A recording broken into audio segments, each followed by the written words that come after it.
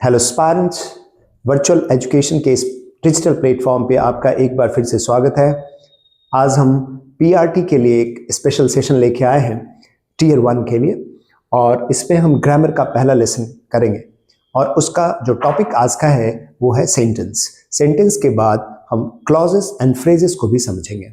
Sentence चूँकि हम बहुत बचपन से भी हम पढ़ते आ रहे हैं ग्रामर में, तो आज लेकिन थोड़ा सा इसको और हम ठीक से समझने की कोशिश करते हैं।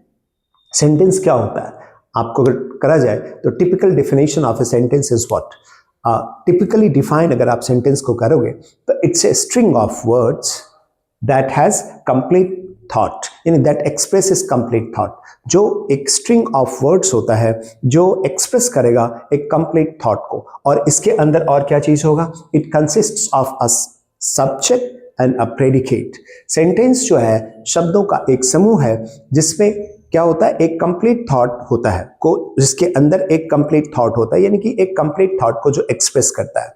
और इसके स्ट्रक्चर की अगर हम बात करें तो इसको दो हिस्सों में बांटा गया है, एक सब्जेक्ट और दूसरा प्रेडिकेट। सब्जेक्ट वो होता है जो एक्ट करता है, कोई एक्शन करता है, यानी कि जो डूअर होता है, जो कोई एक्ट करेगा उसको हम सब्जेक्ट बोलते हैं। और प्रेडिकेट जो है उस सब्जेक्ट के बारे में, जो सब्जेक्ट क्या कर रहा है या सब्जेक्ट के बारे में क्या बात करी जा रही है, उसको हम प्रेडिकेट कहते हैं।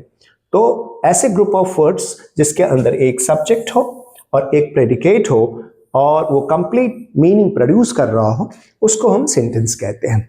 सेंटेंस में एक खास बात और है कि इसकी स्टार्टिंग किससे होती है, कैपिटलाइज्ड वर्ड से होती है। जब कभी भी हम कोई भी नया सेंटेंस लिखते हैं ना, तो उसमें हम कैपिटल लेटर की से शुरुआत करते हैं और इसका एंड हम करते हैं विद पंक्चुएशन। पंक्चुएशन मार्क के साथ इसको हम क्लोज करते हैं। अब वो पंक्चुएशन क्या हो सकता है, फुल स्टॉप भी हो सकता है, वो पंक्चुएशन मार्क ऑफ इंटेरोगेशन भी हो सकता है, क्वेश्चन मार्क आप जिसको कहते हो, और वो पंक्चुएशन मार्क जो है मार्क ऑफ एक्सक्लेमेशन भी हो सकता है, एक्सक्लेमेशन और मार्क ऑफ इंटरोगेशन, ठीक है, या फुल स्टॉप। इससे हम उसको क्लोज करते हैं। तो ऐसे स्ट्रिंग ऑफ वर्ड्स को हम सेंटेंस कहते हैं। ये हमने बचपन से पढ़ा हुआ। फॉर एग्जाम्पल, अगर हम एग्जाम्पल के देखें सेंटेंस का,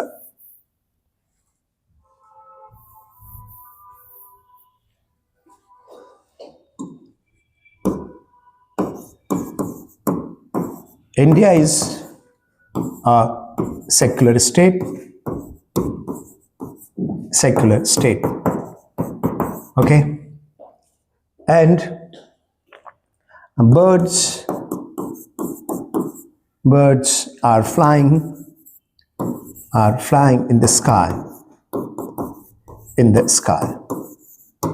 or who is he। अब यहां पे आप देखो, हमने यहां पे यूज करा पहला वाला, India as a secular state. अब इसमें ये जो इसमें इसको हम कंप्लीट, ये एक कंप्लीट थॉट को एक्सप्रेस कर रहा है।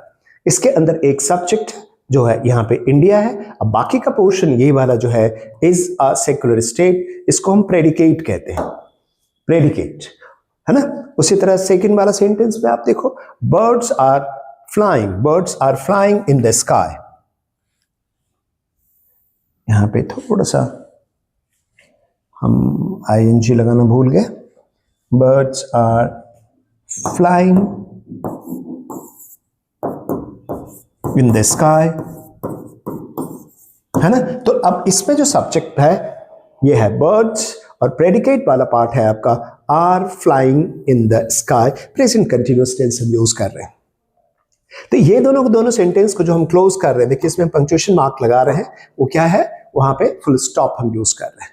जबकि आखिरी वाला सेंटेंस हु इज ही, ये एक इंटेरोगेटिव सेंटेंस है, इसमें हमने क्वेश्चन मार्क्स के साथ इसको क्लोज करा है, ठीक है।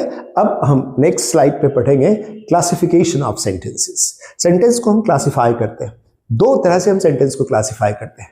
पहला इसके फंक्शन पे, क्या फंक्शन करता है सेंटेंस, और दूसरा इसका स्ट्रक्चर, किस तरह से आप सेंटेंस को लिखते हो। फंक्शन है वो बताता है कि ऑथर का इंटेंशन या स्पीकर का इंटेंशन क्या है, और जो स्ट्रक्चर के बेसिस पे हम क्लासिफाई करते हैं सेंटेंस को, वो बताता है कि कैसे क्लॉजेस आपस में जुड़े हुए हैं, ठीक है। तो हम लोग नेक्स्ट स्लाइड पे आते हैं। ये है क्लासिफिकेशन बाय फंक्शन, फंक्शन के आधार पे। अब एक सवाल बनता है कि सेंटेंस जिसको हमने एक स्ट्रिंग ऑफ वर्ड्स के तौर पे जाते हैं, and that contains complete meaning, that expresses a complete thought and that has a subject and a predicate, वो क्या क्या फंक्शन करता है। पहला उसमें जो फंक्शन है, वो सेंटेंस जो है वो कोई भी चीज को बताने के लिए, कोई भी इंफॉर्मेशन को शेयर करने के लिए किसी के साथ हम सेंटेंस का इस्तेमाल करते हैं, पहली बात। दूसरा, हम किसी से कुछ इंफॉर्मेशन को डिराइव करने के लिए हम सेंटेंस का इस्तेमाल कर सकते हैं। और तीसरा, हम कोई कमांड यानी ऑर्डर देने के लिए सेंटेंस का हम इस्तेमाल कर सकते हैं। और चौथा जो इस्तेमाल होता है सेंटेंस का जो फंक्शन, उसमें हम अपने सडन सप्रेस्ड यानी कि दबे हुए इमोशंस को जाहिर करने के लिए हम सेंटेंस का इस्तेमाल कर सकते हैं। फिर से समझिएगा, जो सेंटेंस है उसके फंक्शंस जो अगर की हम बात करें तो 4 तरह के फंक्शन है। एक, कुछ बताने के लिए, जस्ट टू शेयर समथिंग, कुछ भी इंफॉर्मेशन हम शेयर करेंगे। दूसरे में कुछ इंफॉर्मेशन को डिराइव करने के लिए, कहीं से कोई इंफॉर्मेशन निकालने के लिए, जैसे इंटेरोगेट करना। पहले में हम डिक्लेयर करते हैं कुछ भी, हम किसी को कुछ बताते हैं, असर्ट करते हैं या डिक्लेयर करते हैं। इसीलिए पहला जो टाइप है दैट इज डिक्लेरेटिव और असर्टिव, उसको हम बोलते हैं डिक्लेरेटिव सेंटेंस या असर्टिव सेंटेंस। दूसरा कैटेगरी जो सेंटेंस का है, जिसका इस्तेमाल हम करते हैं कुछ इंफॉर्मेशन को एक्सट्रैक्ट करने के लिए, इंफॉर्मेशन निकालने के लिए, उसको हम बोलते हैं इंटेरोगेटिव सेंटेंस। बिकॉज आप इंटेरोगेट करते हैं किसी से, जैसे अब इंटेरोगेट करने का मतलब होता है किसी से कोई इंफॉर्मेशन को एक्सट्रैक्ट करना। जैसे पुलिस वाले किसी सस्पेक्ट को उठा ले जाते हैं थाने में और वो वहां से उससे पूछते हैं कि भाई क्या तुमने ये काम करा, नहीं करा, कैसे करा। और अलग कई प्रकार के प्रेशर भी का भी इस्तेमाल करते हैं जरूरत पड़ने पे। तो इंटेरोगेट करना, किसी से ऐसे भी हम कुछ इंफॉर्मेशन जानना चाहते हैं, आप कहाँ रहते हैं क्योंकि मुझे मालूम नहीं है, तो हमने इंफॉर्मेशन डिराइव करने के लिए सेंटेंस का इस्तेमाल करा, वेयर डू यू स्टे या वेयर डू यू लिव। तो इस तरह के सेंटेंस का ये दूसरा फंक्शन है। तीसरा फंक्शन है, हम सेंटेंस का इस्तेमाल कमांड देने के लिए, ऑर्डर के लिए, एडवाइस और सजेशन के लिए हम करते हैं। कभी कभार आप किसी से बोलते भैया एक गिलास पानी लाना, तो get a glass of water या ब्रिंग अ चेयर। इस तरह के सेंटेंस का जब हम इस्तेमाल करते हैं तो ये इंपेरेटिव सेंटेंस कहलाता है। और आखिरी वाला जो सेंटेंस का हम इस्तेमाल करते हैं वो इमोशंस को जाहिर करने के लिए, सडन इमोशंस हमारे दिल में है किसी सिचुएशन को देख के, कोई भी कहीं पे भी हमने कोई इवेंट, कोई एक्टिविटी हुआ, कुछ हुआ और हमने उस पे हमने अपने इमोशंस को जाहिर करा, तो उसके लिए जो सेंटेंस हम यूज करेंगे दैट्स एक्सक्लेमेटरी सेंटेंस। तो फर्स्ट वन डिटेल में देखिए, डिक्लेरेटिव और असर्टिव। डिक्लेरेटिव का दूसरा नाम क्या हो सकता है? असर्ट करना। असर्ट से बनता है असर्टिव। तो डिक्लेरेटिव सेंटेंस बोलो या आप असर्टिव सेंटेंस बोलो, कहीं पे डिक्लेरेटिव लिखा होता है और कहीं पे असर्टिव लिखा होता है, दोनों एक ही चीज है। डिक्लेरेटिव सेंटेंस यानी कि असर्टिव सेंटेंस का इस्तेमाल जो हम करते हैं just to make a statement of fact और जस्ट टू निगेट इट, इसका इस्तेमाल हम करते हैं स्टेटमेंट ऑफ फैक्ट देने के लिए, just to make a statement of fact, और जस्ट टू निगेट, जैसे आप कह सकते हो China is not our friend and she doesn't speaks well. She doesn't speak well अगर आपने बोला तो नॉट का इस्तेमाल करा, शी डजंट स्पीक वेल। अगर आप इसी में अफर्मेटिव बनाते, आपको स्टेटमेंट ऑफ फैक्ट बोलते शी स्पीक्स वेल, तो ये क्या हो गया? डिक्लेरेटिव यानी कि असर्टिव सेंटेंस में अफर्मेटिव हो गया। जैसे यहां पे हमने लिखा Kohli is a good cricketer, और दूसरा सेंटेंस हमने लिखा Kohli does not play football,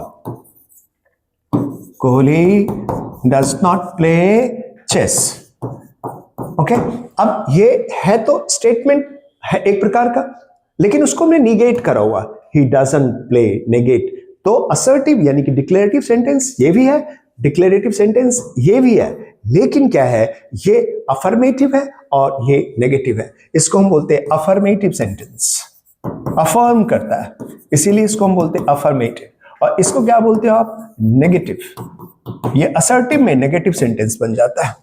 जैसे Rohit is not my friend, Rohit is not my friend, ये असर्टिव यानी कि डिक्लेरेटिव सेंटेंस में निगेशन की बात करता है। और अगर आप इसी में अफर्मेशन की बात करेंगे तो बोलेंगे रोहित इज माई फ्रेंड। मेरे ख्याल से क्लियर है।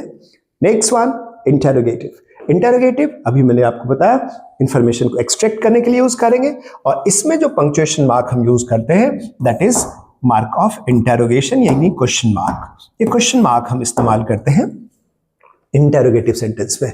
Where do you stay, Why don't you play cricket? Why don't you play cricket? अब देखिए, इसमें हमने क्या किया ना, इंटेरोगेटिव के साथ साथ नॉट का भी इस्तेमाल कर लिया, तो इसको हम इंटेरोगेटिव नेगेटिव कहते हैं। इंटेरोगेटिव नेगेटिव, क्योंकि इंटेरोगेशन के साथ साथ निगेशन की भी यहां पे हमने बात करी है, ठीक है। और ये इंटेरोगेटिव सेंटेंस है। तो इंटेरोगेटिव सेंटेंस आपने क्या देखा, इसमें जो ये पंक्चुएशन मार्क है वो चीज बहुत ध्यान देने की जरूरत है यहां पे। आई गेस क्लियर है। एंड थर्ड कैटेगरी जो है on the basis of function, that is imperative. Imperative का मतलब होता है कोई भी चीज जरूरी है, एक पर्टिकुलर सिचुएशन की डिमांड है ना। तो उसमें इंपेरेटिव में हम क्या बताते हैं, किसी को एडवाइस देते हैं, किसी को हम कुछ सजेस्ट करते हैं, किसी को कमांड देते हैं यानी कि ऑर्डर, कभी कभार किसी से हम रिक्वेस्ट करते हैं, तो उसके लिए जो आप यूज करोगे that's imperative sentence. Gives a command और मेक्स अ रिक्वेस्ट और गिव्स एन एडवाइस और सजेशन, इस तरीके से हम यूज करते हैं इंपेरेटिव सेंटेंस का। जैसे bring a glass of water, don't make a noise, don't make noise, या don't stay here, don't stay here, don't make a noise, इस तरीके की हम बात आप करते हो। अब इसमें देखिए, bring a glass of water and don't stay here. अब देखिए एक चीज है, इंपेरेटिव सेंटेंस में जो हमने सेंटेंस की शुरुआत करी है वो वर्ब से है। देखिए bring, bring is a verb. Second वाला नेगेटिव सेंटेंस है, इंपेरेटिव में negative, do, do is a verb. Don't, don't stay here, यहां पर हेल्पिंग वर्ब के तौर पे हमने डू का इस्तेमाल करा, stay is the main verb. तो अब इन तीनों में फर्क समझिए। इन तीनों में हम जो सेंटेंस डिक्लेरेटिव हो या इंटेरोगेटिव हो, उसमें हमने सब्जेक्ट का इस्तेमाल करा हुआ। इंपेरेटिव सेंटेंस में आपको लगेगा कि subject is missing, but actually वो मिसिंग नहीं है। सब्जेक्ट जो है हमेशा इसके अंदर है, दैट इज इंप्लाइड, और वो सब्जेक्ट होता है यू। क्योंकि आप जिसको कमांड देते हैं, आप जिसके रिक्वेस्ट करते हैं या सजेस्ट करते हैं कोई भी चीज, वो इसका उसके लिए तो हमेशा यू ही हुआ ना।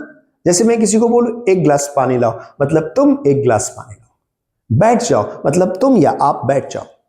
आप दरवाजा, प्लीज दरवाजा खोल दीजिए, मतलब आप प्लीज दरवाजा खोल दीजिए। यही तो बनता है ना। आप मेरी बात समझ पा रहे हैं ना। तो इसीलिए इंपेरेटिव सेंटेंस की जो शुरुआत होती है, बिगिनिंग, वो हमेशा वर्ब से होता है, और उसमें सब्जेक्ट हमेशा यू होता है जो कि छुपा हुआ होता है, इसलिए लिखने की उसकी जरूरत नहीं होती है।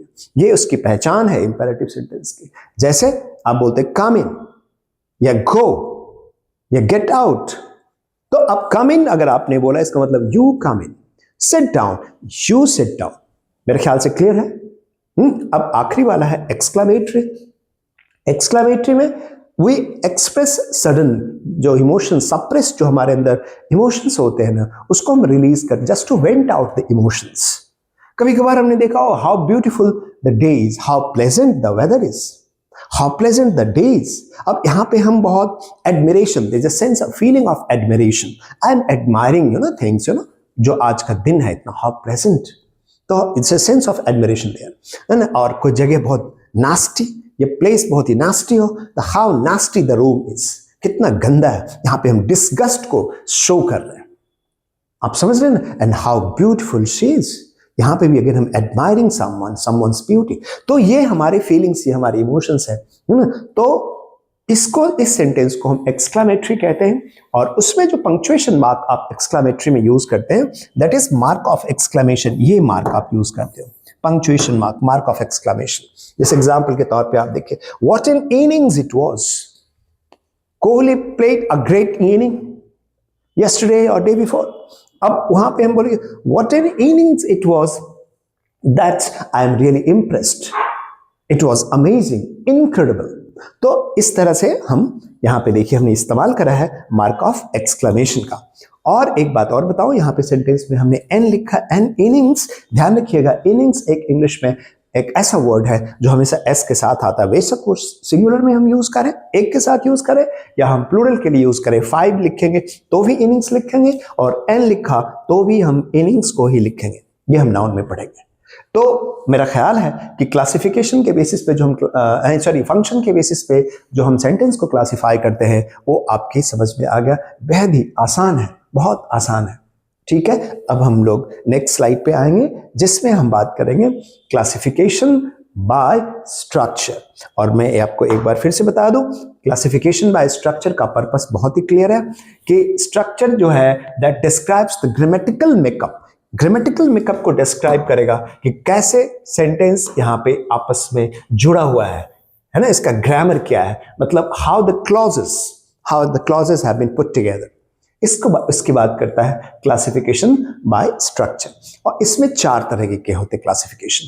पहला होता है सिंपल सेंटेंस, आपने सुना होगा, और मैं आपको बताऊं बहुत बार सवाल सेंटेंस को आइडेंटिफाई करने के लिए आता है कि ये क्या सिंपल सेंटेंस है, कंपाउंड सेंटेंस है या कॉम्प्लेक्स सेंटेंस है। क्वेश्चन आपसे ये भी अभी हम नेक्स्ट सेशन में पढ़ेंगे, ये सब्जेक्ट के तौर पे यूज करा गया है, ऑब्जेक्ट के तौर पे यूज करा गया है, कॉम्प्लीमेंट है या नाउन इन अपोजिशन है, इस तरह के क्वेश्चंस पूछे जाते हैं। गौर करिएगा। अब सिंपल सेंटेंस कौन सा होता है? सिंपल सेंटेंस होता है कोई भी sentence that consists of only one clause.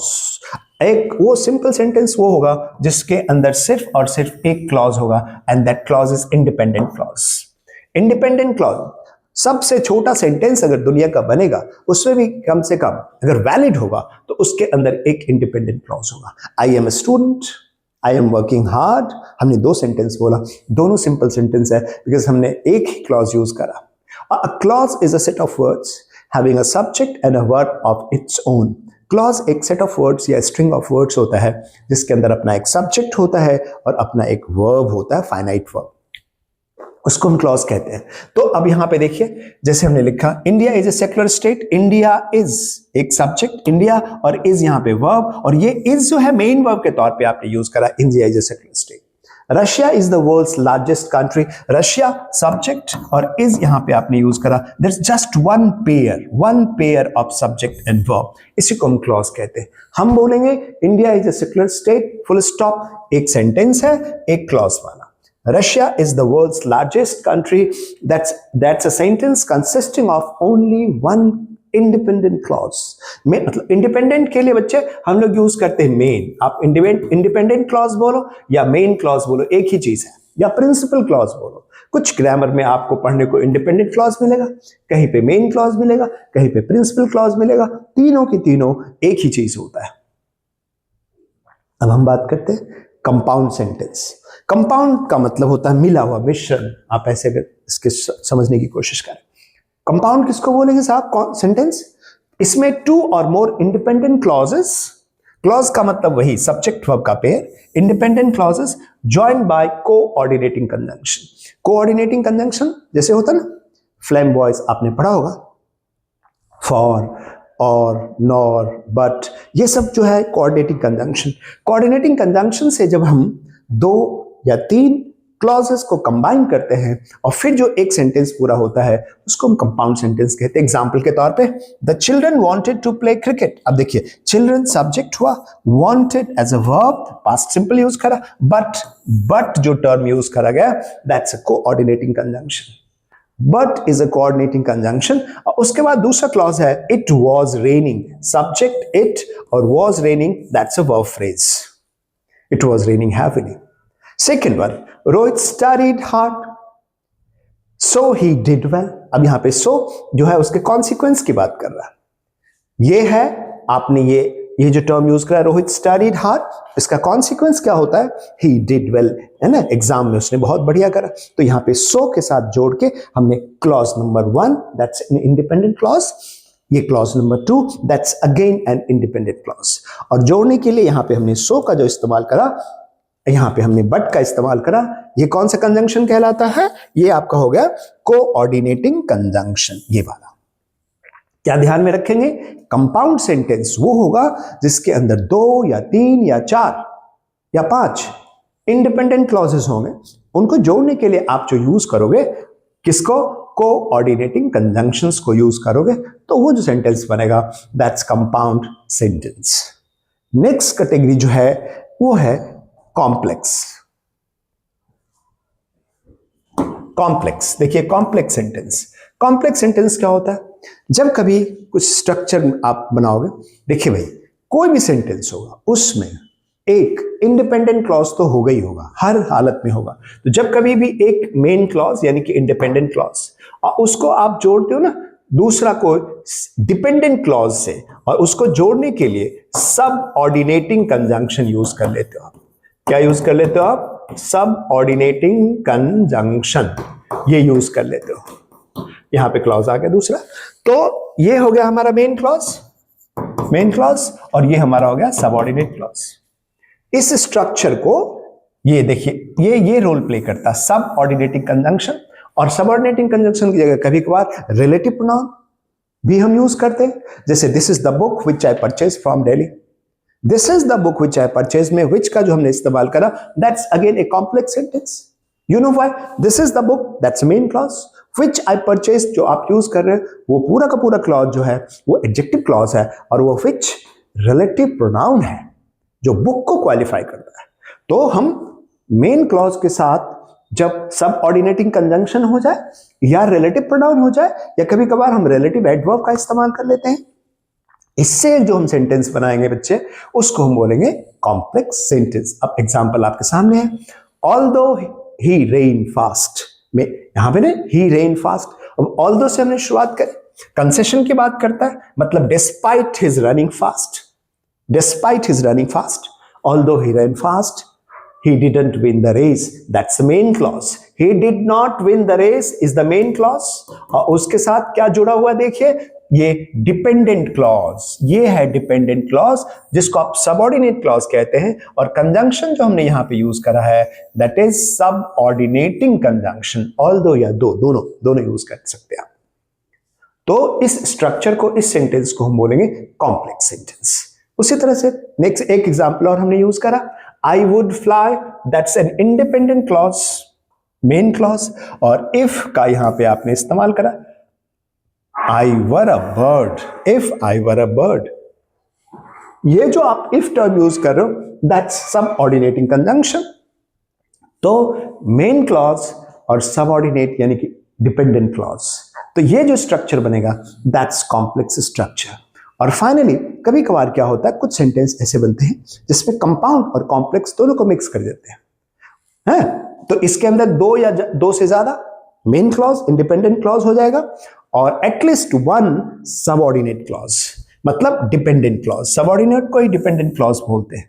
तो कंपाउंड कॉम्प्लेक्स, आप एग्जांपल देखिए, ऑल्दो शी वॉज टायर्ड, तो ऑल्दो से आपने शू करा, दैट इज सबऑर्डिनेटिंग कंजंक्शन, तो ये हो गया आपका डिपेंडेंट क्लॉज, ये हो गया ना डिपेंडेंट। और ये हो गया she rain fast and he walked slowly, तो ये देखिए एंड से आपने जोड़ा कोऑर्डिनेटिंग कंजंक्शन, तो इस दोनों क्लॉज की तरफ देखिए, that's main clause, again main clause, और ये हो गया आपका सबऑर्डिनेटिंग क्लॉज।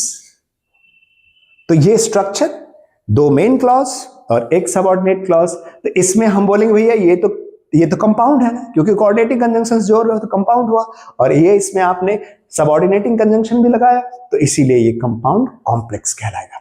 एक एग्जांपल और है, while I was preparing lunch, while से शुरुआत करी आपने, तो ये हो गया आपका सबऑर्डिनेटिंग क्लॉज, सबऑर्डिनेट क्लॉज हो गया ना, मतलब डिपेंडेंट क्लॉज हो गया।